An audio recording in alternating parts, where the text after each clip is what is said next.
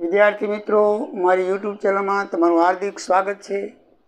આજે આપણે ખેતીની આવકની અંદર આગળ વધીએ તો અત્યાર સુધીમાં આપણે ખેતીની આવકની અંદર જે દાખલાઓ જોયા એમાં ખેતી અને બિનખેતી કેવી રીતે અલગ પડાય એના દાખલા જોયા।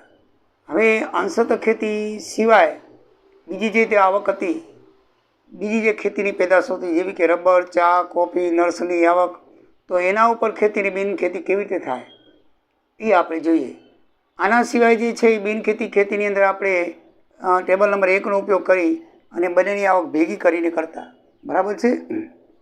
ખેતીની આવક પ્લસ એની જે બિનખેતીની આવક બંનેનું ભેગું કરી અને સ્લેબ નંબર 1 પ્રમાણે ટેબલ નંબર 1 પ્રમાણે તેની આવક ગણતરી કરી અને પછી એમાંથી ખેતીની આવક અને વ્યક્તિગત જે આવક છે એની મુક્તિની બેની સરવાળો કરી, મીન કે 2.5 લાખ હતા ખેતીની આવક સરવાળો કરી અને પછી આપણે એનામાંથી જે આવકવેરો થતો તે બાદ કરી પછી ચોખ્ખો જે આવકવેરો વધે એના ઉપર આપણે નક્કી કરીને દર નક્કી કરતા, આવકવેરાની રકમ નક્કી કરતા। આમાં એવું નથી મિત્રો, એના સિવાયની આ ચાર જે છે રબર, કોફી, ચા અને નર્સરી, એ જે આવક છે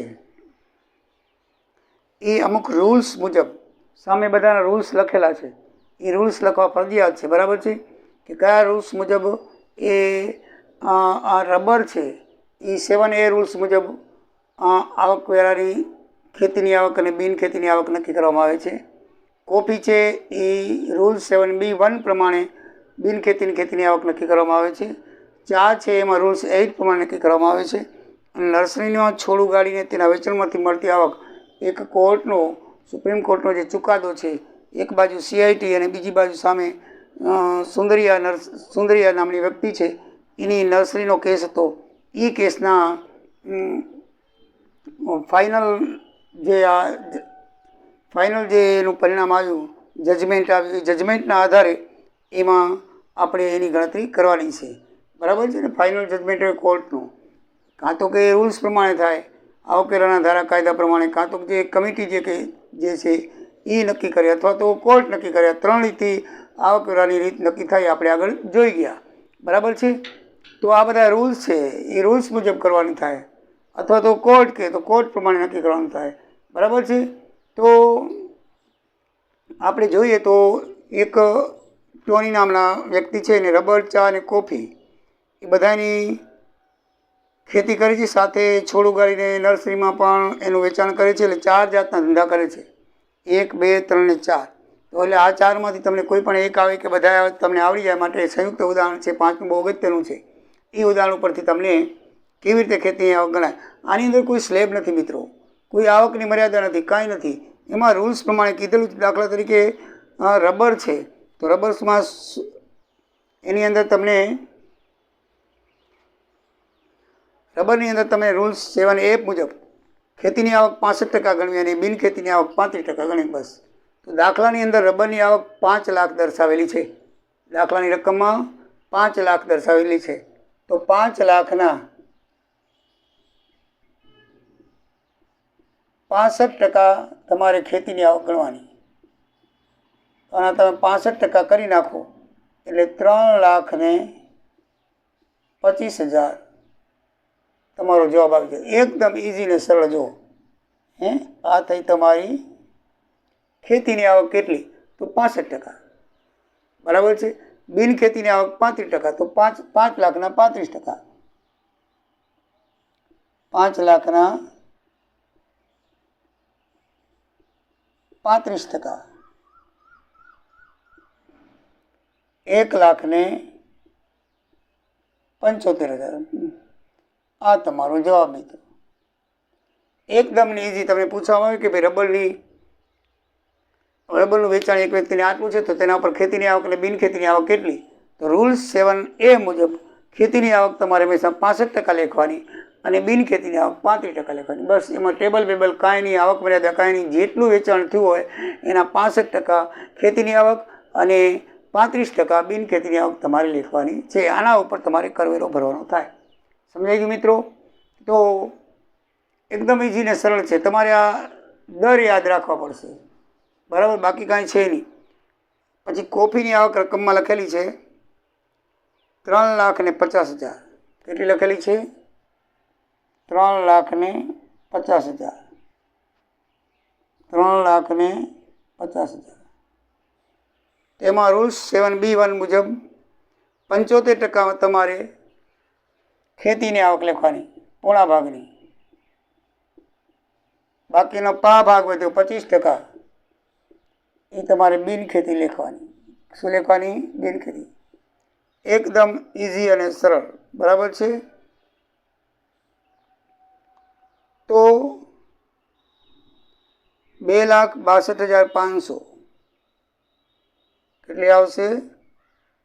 2,62,500. અને આ આવશે 87,500.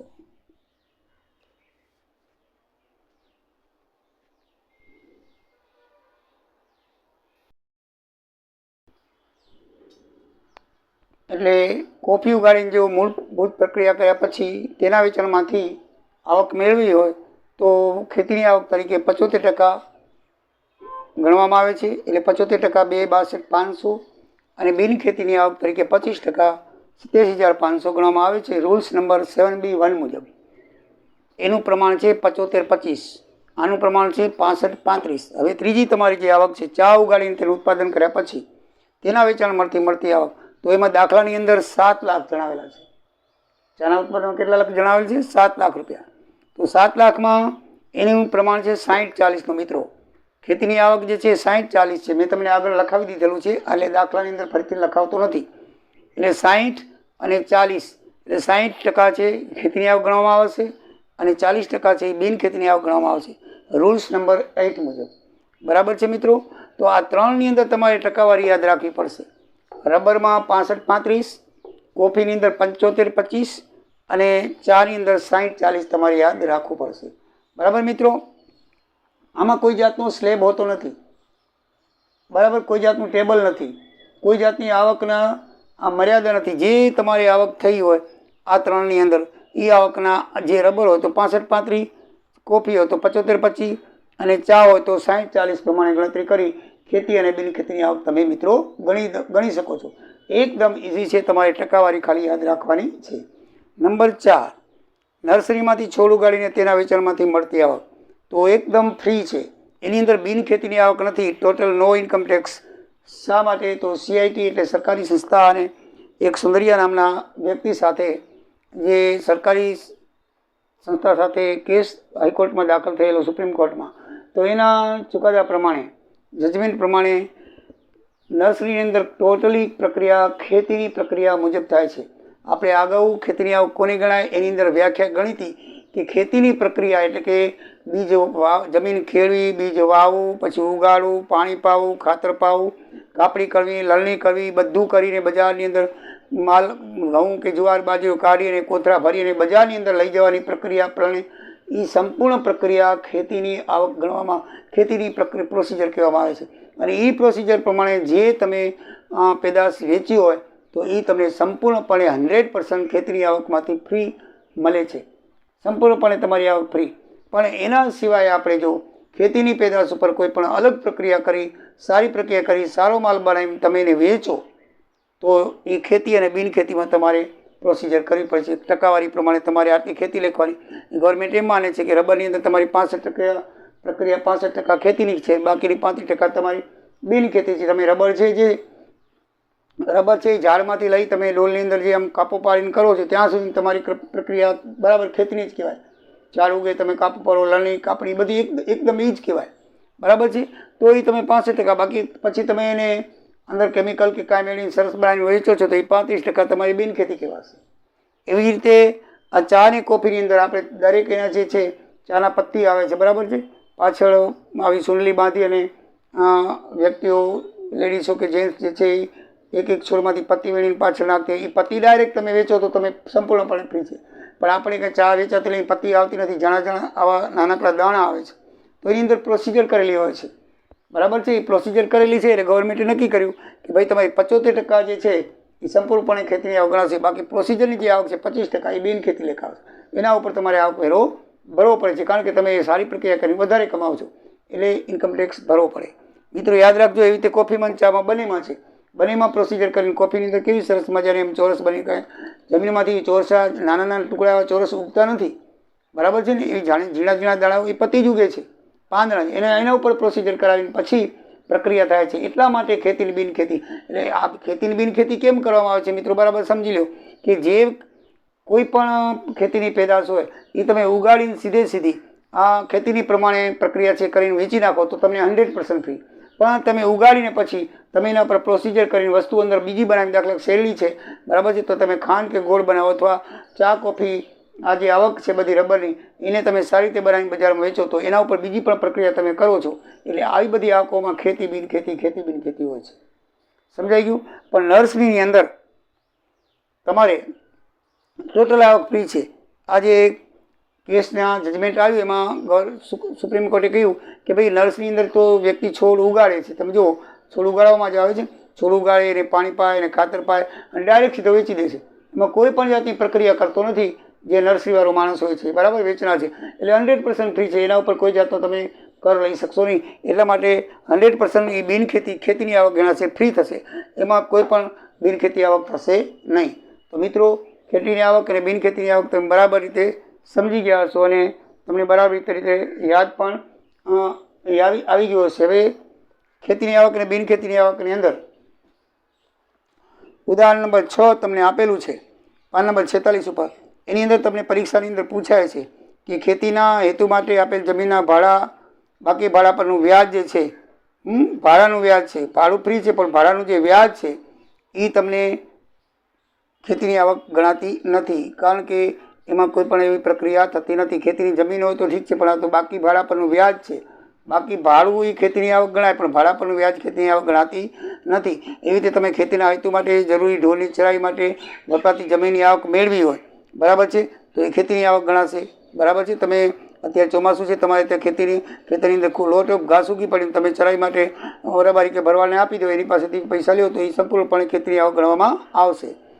એવી રીતે તમે ચરાઈ માટે જમીન આપી દો, બરાબર છે, તો પણ રબારી ભરવાને તમે આપી દો, ભાઈ આમાં જે થાય એ તારું બધું, તો એ આવક જે છે એ ખેતીની આવક ગણવામાં આવશે. પછી જંગલમાંથી આપમેળે ઉગે તમે વેચો, બરાબર છે. આ ઘાસળી મોટી મોટી બંધાય છે, મોટા કેટલા મોટા, દાખલા તરીકે તમે ખાવડા ખડીની અંદર જાઓ કચ્છની અંદર, તો ત્યાં જે ઘાસ થાય છે મોટું બન્ની વિસ્તાર કહેવાય, બન્ની વિસ્તાર મોટું આપણે 10-10 ફૂટના ઊંચા ઘાટ થાય છે, એ સરકારી જમીન ઉપર થાય છે, બરાબર. એમાં કોઈ જાતની પ્રોસિજર નથી, કુદરત દ્વારા થાય છે. એ તમે વેચીને તમે કરો તો એ બિનખેતી કહેવાય છે, એ ખેતીની આવક ન કહેવાય. એવડા મોટા આપણા ભારતની અંદર ક્યાંય એવડું મોટું ઘાસ નથી થતું જે બન્ની વિસ્તારમાં થાય છે. તમે જોવા જજો, અત્યારે હમણાં વરસાદ થયો છે બહુ, લગભગ 8-8, 10-10 ફૂટ ઊંચું ઘાસ થાય, એની ઘાસળીઓ બની અને ગવર્મેન્ટ પછી વેચે છે, બરાબર છે. પણ એની અંદર ત્યાં રહેતા બધા માલધારીઓ કહેવાય છે, એ પણ વેચે છે, પણ એ ખેતીની આવક લેખાતી નથી, બિનખેતી કહેવાય છે, કારણ કે એ કુદરતી રીતે નીકળે છે. જ્યારે વરસાદ થાય ઓટોમેટિકલી ઉગે છે, કોઈ વાવતું નથી, કોઈ લણતું નથી, કાંઈ કરતું નથી, બરાબર છે.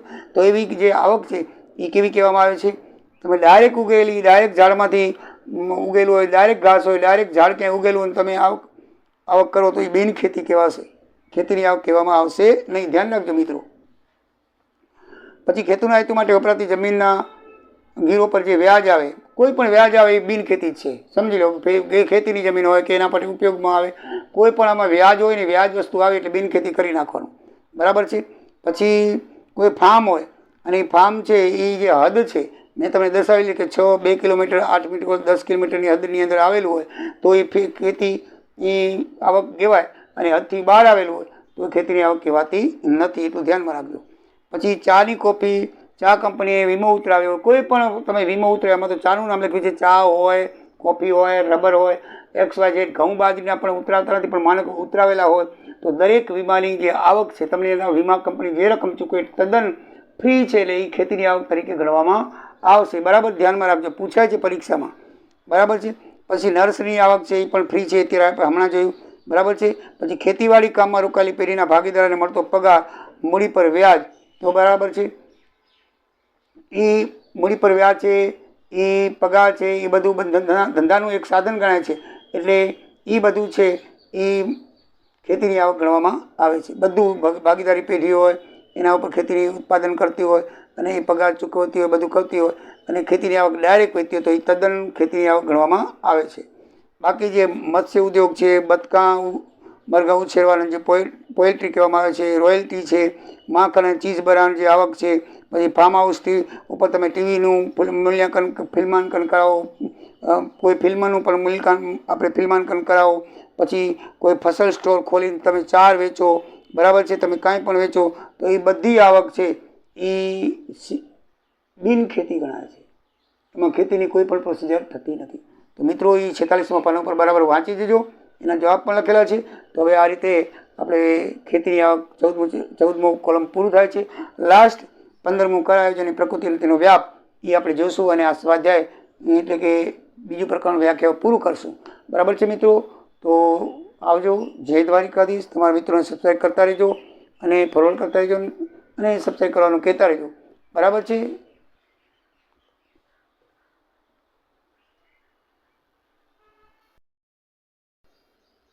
મિત્રો તો આમ કુલ ખેતીની આવક તરીકે 11,07,500 ગણાશે, જે સંપૂર્ણપણે કરમુક્ત કરવામાં આવશે, લેખવામાં આવશે. અને બિન ખેતીની આવક જે છે એ 5,42,500 એ કુલ કરપાત્ર આવક થશે.